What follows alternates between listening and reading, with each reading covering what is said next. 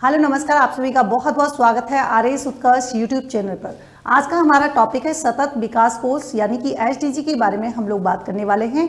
और यहाँ पर आप सभी को पता है एसडीजी यानी कि हमारे इकोनॉमिक सर्वे जब हम पढ़ते हैं तो 11वें नंबर का चैप्टर है और जहाँ से जो है क्वेश्चन आपसे पूछा जाता है।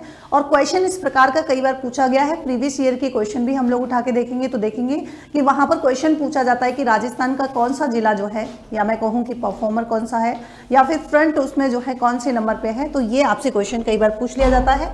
लेकिन यहाँ पर सबसे पहले हम बात करें कि ये जो सतत विकास लक्ष्य जो है, ध्यान रखेंगे सितंबर 2015 में क्या हुआ था, यूएन महासभा का जो है क्या हुआ था, शिखर सम्मेलन जब आयोजित हुआ था, जिसमें इंपॉर्टेंट आपको ध्यान रखना है कि कितने देशों ने भाग लिया था। तो हम कहेंगे 193 देशों ने यहाँ पर भाग लिया था, पहली इंपॉर्टेंट।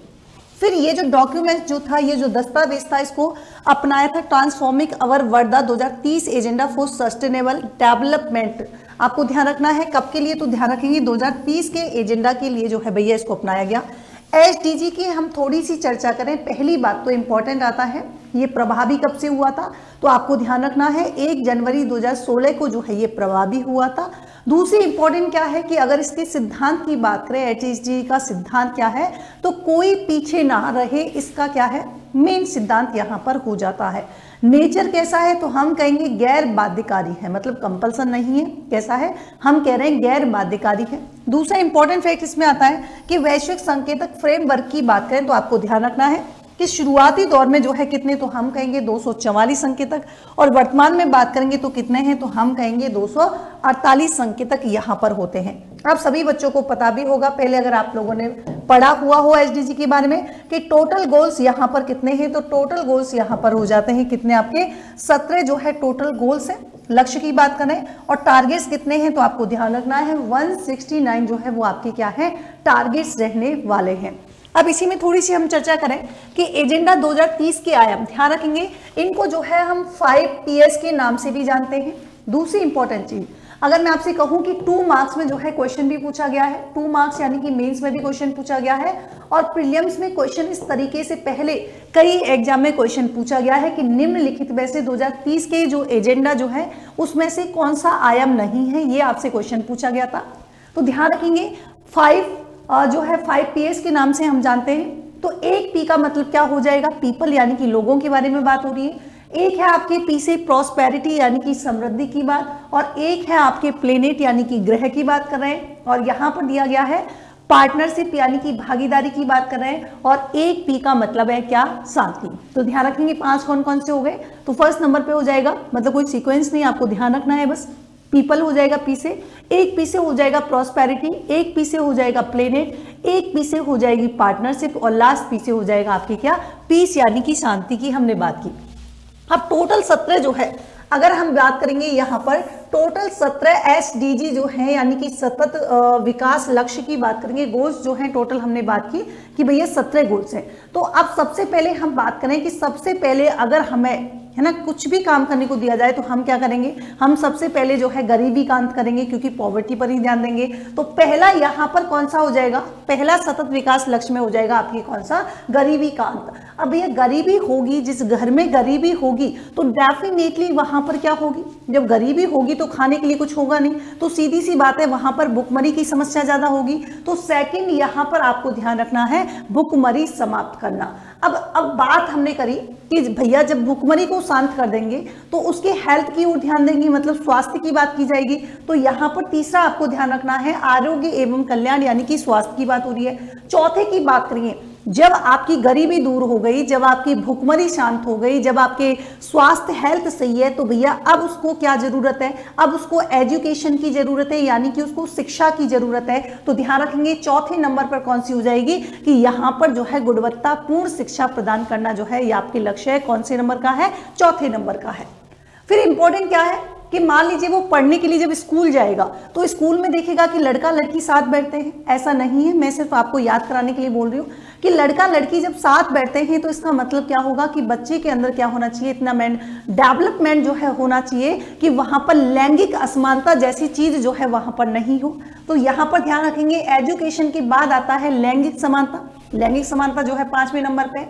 जब स्कूल जाएगा तो भैया वहां पर जो है उसको किसकी जरूरत पड़ेगी, तो साथ में उसको पानी और स्वच्छता का भी ध्यान रखना होगा। किसका ध्यान रखना होगा, जल एवं स्वच्छता का भी ध्यान रखना होगा। तो यहाँ पर 6 नंबर पर कौन सा आ जाएगा, शुद्ध जल एवं स्वच्छता।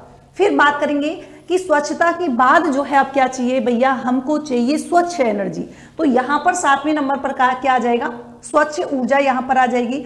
और यहाँ पर जब पढ़ लिख कर जब बाहर जा रहे हैं तो ये कह रहे हैं कि भैया देखो अब हम पढ़ लिख कर आ गए हैं और अब हमको क्या चाहिए, सम्मानजनक जो है कार्य चाहिए, जिससे हमारी क्या हो, जिससे हमारा जो है इकोनॉमिकली हम लोग जो है डेवलपमेंट हो हमारा। तो यहाँ पर अगले नेक्स्ट पॉइंट क्या आ जाएगा, सम्मानजनक जो है कार्य चाहिए और आर्थिक विकास यहाँ पर होना चाहिए। अब आर्थिक विकास के लिए क्या होगा कि कह रहे हैं कि चलो एक काम करते हैं, इंडस्ट्री या फिर मैं कहूँ इनोवेशन थोड़े इस टाइप की। तो यहाँ पर अगला पॉइंट क्या हो जाएगा, उद्योग नवाचार एवं अवसंरचना कौन से नंबर पर हो जाएगा, 9 नंबर पर जो है ये आपको ध्यान रखना है। यहाँ नेक्स्ट हम बात करें, फिर इन्होंने कहा कि सारी चीजें हमने कर ली, अब हमको क्या करना है, असमानता को जो है दूर करना है, असमानता दूर कर ली।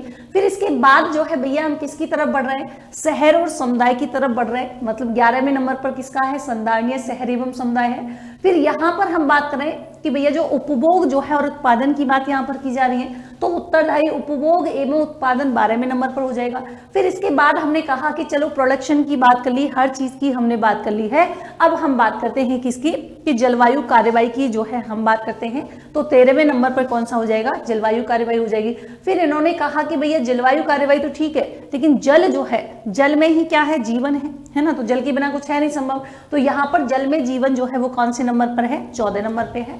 फिर ध्यान रखेंगे, फिर जल के साथ साथ भैया जल जो है किससे संबंध, तो हम कहेंगे भैया भूमि है, तो भूमि तो इंपॉर्टेंट है ही। तो ध्यान रखेंगे 15वें नंबर पर कौन सा हो जाएगा, भूमि हो जाएगी। और यहाँ पर फिर ध्यान रखना है 16वें नंबर पर चाहिए शांति, यानी कि पीस की बात हम कर रहे हैं, तो शांति, न्याय और सुदृढ़ संस्थाएं जो हैं आपके 16वें नंबर पे आ जाती हैं। और लास्ट हम बात कर रहे हैं कि इन सभी लक्ष्यों के लिए क्या होनी चाहिए, भागीदारियां जो है यहाँ पर होनी चाहिए। ये सारे, ऐसा नहीं है सारे पूछे जाते हैं, लेकिन कई बार कुछ इस प्रकार से भी क्वेश्चन बन सकता है कि बताइए 5वें नंबर पर जो है कौन सा है। तो मान लीजिए कि क्रम आपसे पूछ लिया जाए, या फिर हो सकता है इस प्रकार से भी पैटर्न चेंज हो जाए कि निम्नलिखित में से कौन सा एचडीसी लक्ष्यों में शामिल नहीं है।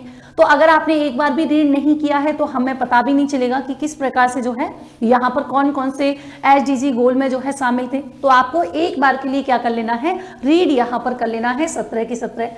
आगे देखिए हम बात करें नीति आयोग की बात करें, तो आप सभी बच्चों को पता है कि नीति आयोग की बात करेंगे तो इसकी जो है स्थापना कब की गई थी, 1 जनवरी 2015 को जो है इसकी स्थापना की गई थी, पहली बात। तो दूसरा मैं इंपॉर्टेंट बात करूं कि इस नीति आयोग की स्थापना जो है, नीति आयोग की स्थापना जो है किसके स्थान पर की गई, तो हम कहेंगे कि मैम नीति आयोग की स्थापना जो है वो की गई थी योजना आयोग के स्थान पर। किसके स्थान पर, योजना आयोग को जो है समाप्त कर दिया गया था। और आप सभी बच्चों को पता होगा कि योजना आयोग की स्थापना जो कि 1950 में हुई थी, बाद में इसको समाप्त कर दिया जाता है और इसकी जगह पर जो है नीति आयोग, जिसकी स्थापना 1 जनवरी 2015 को हुई है।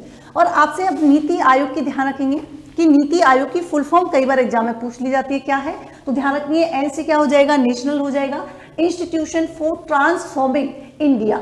अब एक इंपॉर्टेंट, आजकल थोड़ा सा क्वेश्चन चेंज हो गया है, वो इंग्लिश में नहीं देता, वो हिंदी में जो है नीति आयोग की फुल फॉर्म पूछता है और बच्चे जो है कंफ्यूज यहाँ पर रहते हैं। तो ध्यान रखना, हिंदी में भी आपको ध्यान रखना है, राष्ट्रीय भारत परिवर्तन संस्थान जो है इसकी क्या है, हिंदी में फुल फॉर्म है। दूसरी हम बात कर रहे हैं रीति आयोग की। अब आप सभी बच्चे सोचेंगे मैम ये रीति आयोग क्या है, तो रीति का मतलब है Rajasthan institution for transforming innovation. क्या हो जाएगा, इनोवेशन की बात करें, लेकिन राजस्थान स्टेट पर, मतलब राजस्थान लेवल पे जो है हम बात कर रहे हैं। अब थोड़ी सी चर्चा यहाँ पर करेंगे कि दोनों में डिफरेंस क्या है। मतलब रीति आयोग जो कि राज्य स्तर की बात कर रहे हैं, नीति आयोग बात कर रहे हैं केंद्र स्तर की, दोनों में क्या डिफरेंस है। तो अभी मैंने कहा कि गठन 1 जनवरी 2015 को हुआ है। रीति आयोग की बात करेंगे, इसका गठन जो है मार्च 2024 में किया गया है। पहला तो यही इंपॉर्टेंट फैक्ट है। दूसरा आपको ध्यान रखना है गठन का आधार क्या है, योजना आयोग जिसकी स्थापना मार्च 1950 में की गई थी, अभी मैंने थोड़ी देर पहले बताया है। और कार्यपालिका प्रस्ताव पर क्या है, किस प्रकार का है। तो अब एक बात बताइए कि भैया यहाँ पर कैसा हो जाएगा, गैर सांविधिक है पहली बात, तो संविधानेतर है, और दूसरा कैसा है, गैर वैधानिक है। मतलब आप सभी बच्चों को ये पता लग गया कि ये किस प्रकार का है, पैटर्न क्या है। रीति आयोग की बात करेंगे तो मुख्यमंत्री अभी ये क्वेश्चन एक बार अभी हाल ही में जो एग्जाम हुआ था फर्स्ट ग्रेड का, शायद उसमें इस प्रकार का क्वेश्चन पूछा गया था कि किसके स्थान पर जो है नीति आयोग की स्थापना की गई है, ऐसा जो है यहाँ पर क्वेश्चन था। तो ध्यान रखेंगे, मुख्यमंत्री राजस्थान आर्थिक सुधार सलाहकार परिषद के स्थान पर जो है किसकी स्थापना की गई थी, तो हम कहेंगे नीति आयोग को जो है एस्टैब्लिश यहाँ पर किया गया था। संरचना वेतन भत्ते की बात करेंगे तो किसके, तो हम कह रहे हैं जो कैबिनेट मंत्री जो होते हैं उनके समान। अब जैसे नीति आयोग की बात करें तो नीति आयोग का अध्यक्ष जो है वो कौन होता है, पदेन प्रधानमंत्री यहाँ पर होता है। और अभी कौन है, तो आप सभी बच्चों को पता है नरेंद्र मोदी जी हैं। उपाध्यक्ष की नियुक्ति किसके द्वारा की जाती है, तो प्रधानमंत्री के द्वारा की जाती है। और कौन है, तो हम कह रहे हैं श्री सुमन बेरी है। सीईओ की बात करेंगे मतलब मुख्य कार्यकारी अधिकारी की बात करेंगे तो कौन हो जाएगा, तो वीवीआर सुब्रमण्यम जो है यहाँ पर कौन है, आपके सीईओ हुए। नीति आयोग की बात करेंगे तो आपको डिफरेंस करके पढ़ोगे तो ज्यादा आसानी से समझ में आता है कि यहाँ पर प्रधानमंत्री हैं तो यहाँ पर अध्यक्ष कौन हो जाएंगे, मुख्यमंत्री हो जाएंगे, है ना। आप सभी बच्चों को पता है नाम क्या है। उपाध्यक्ष की बात करेंगे तो वही यहाँ पर कौन करेगा, सीएम जो है उनको अपॉइंट करेगा। सीईओ का ध्यान रखना है, ये आपके एग्जाम में क्वेश्चन पहले भी पूछा गया है कि सीईओ जो होता है वो आयोजना विभाग का क्या होता है, प्रशासनिक सचिव भी होता है, ये आपको ध्यान रखना है। अब इसी में थोड़ी सी हम चर्चा करें, जैसे नीति आयोग के बारे में बात करें तो एक अंशकालिक होता है, 2 पूर्णकालिक और 3 यहाँ पर पदेन, और बात करें कुछ जो है यहाँ पर विशेष आमंत्रित सदस्य के रूप में जो है होते हैं। यहाँ पर बात करें सदस्य में विषय विशेषज्ञ जैसे लोक सेवक, समाज सेवक और उद्यमी, कौन कौन, तो हम कह रहे हैं अंशकालिक भी है, 2 पूर्णकालिक है, 3 पदेन है और विशेष आमंत्रित जो है यहाँ पर आपको ध्यान रखना है। अब कार्य बात करें, पहली बात तो भैया कार्य क्या है, तो ध्यान रखेंगे कार्य का नेचर जो है वो कैसा है, तो हम कहेंगे नेचर इसका जो है सलाहकारी है, मतलब बाध्यकारी नहीं है कि इसकी जो सिफारिशें जो होंगी उनको बाध्य या मैं कहूं कि माना ही जाएगा, तो ऐसा नहीं होगा। तो क्या करता है, थिंक टैंक के रूप में जो है कार्य करता है, पहली बात तो। अब आप सभी को पता है नाम ही नीति आयोग है तो सीधी सी बात है किसका निर्माण करेगा, पॉलिसी से रिलेटेड जो भी होंगी, यानी कि पॉलिसी बनाने का काम जो होगा, नीति निर्माण में जो है इसकी महत्वपूर्ण भूमिका रहती है ना। इसके अलावा बात करेंगे सहयोगी संघवाद को जो है बढ़ावा देता है, ये कई बार पॉइंट पूछा गया है और कई बच्चे इसको गलत भी कर देते हैं। तो सहयोगात्मक एवं सहयोगी संघवाद को क्या है, बढ़ावा देता है और इसी के छात्र क्षमता निर्माण में भी जो है इसकी इंपॉर्टेंट भूमिका रहती है। वैसे यहाँ पर बात करेंगे विकास नीति तैयार करता है, डेवलपमेंट के लिए पॉलिसी जो है तैयार करते हैं। विकसित राजस्थान 2047 हेतु निर्माण व नीति का जो है निर्धारण। तीसरी बात करेंगे कार्यक्रमों की समीक्षा और सुधार के लिए क्या करता है, कुछ सजेशन जो है दिया जाता है, किसके द्वारा, रीति के द्वारा।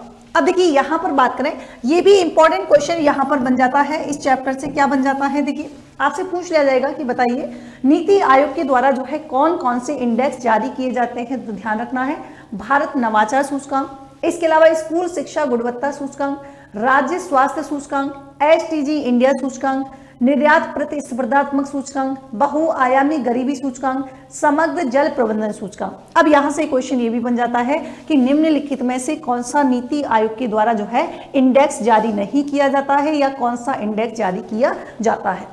अब देखिए एसडीजी इंडिया इंडेक्स की अगर बात करें कि जारी कौन करता है, तो हम कह रहे हैं नीति आयोग जारी करता है। उद्देश्य क्या है, तो आप नाम से समझ में आ रहा है कि भैया इसका उद्देश्य क्या है, अधिक ध्यान देने वाले जो क्षेत्र जो होते हैं उनको क्या करना, वहां पर जो है प्राथमिकता देना, इसका प्रमुख उद्देश्य होता है। और समग्र स्कोर की बात करें तो कितना है, 100 यहां पर होता है। अब देखो भारत एसटीजी इंडेक्स की बात करें, है ना, जैसे संस्करण की, तो 2018 में 1.0, 2019 में 2.0, 2020 में 3.0 और 2023-24 में जो है यहाँ पर है। लक्ष्य आप लोग देख सकते हैं, इधर 13 है, 62 है और ये 57, 59।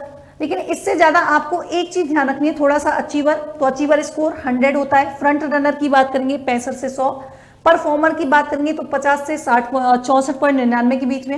एस्पिरेंट की बात करेंगे तो यहाँ से 0 से 49.99। लेकिन आपको मेनली राजस्थान का ध्यान रखना है। देखिए राजस्थान एसटीजी इंडेक्स की बात करें तो जारी जो है स्टेट गवर्नमेंट, पहली इंपॉर्टेंट चीज। प्रथम जो है 2020 में, ध्यान रखेंगे यहाँ पर जो बात करें कि भैया लक्ष्य की बात कर रहे हैं, है ना, जैसे आपने यहाँ पर देखा तो यहाँ पर लक्ष्य और संकेतक की बात कर रहे हैं तो ये यहाँ पर लक्ष्य 12, तो ध्यान रखना है 2020 लाइन से याद रखना है, 2020, 21, 22, 23, 24। तो आपको ध्यान रखना है 12, 13, फिर 3 बार क्या है 14 है, तो आपको ध्यान रखना है 12, 13 और 3 बार 14।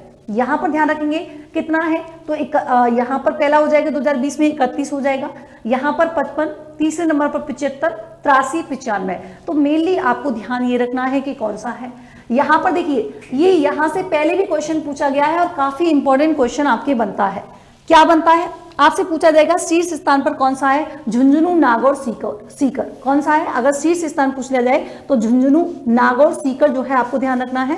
अगर अंतिम स्थान पर पूछ ले जाए जैसलमेर, बारा, बाड़मेर, JBB मतलब जैसलमेर, बारा, बाड़मेर जो है वो क्या है? अंतिम स्थान पर है। आपको ध्यान रखना है झुंझुनू एकमात्र ऐसा जिला है जो कि फ्रंट रनर है और बाकी के सभी जिले जो है वो किसमें है? तो हम कहेंगे परफॉर्मर में है। तो ये थी HDC से जुड़ी हुई प्रमुख इंपॉर्टेंट, या मैं कहूँ यहाँ पर जितने भी फैक्ट बनते हैं वो हमने डिस्कस किए हैं।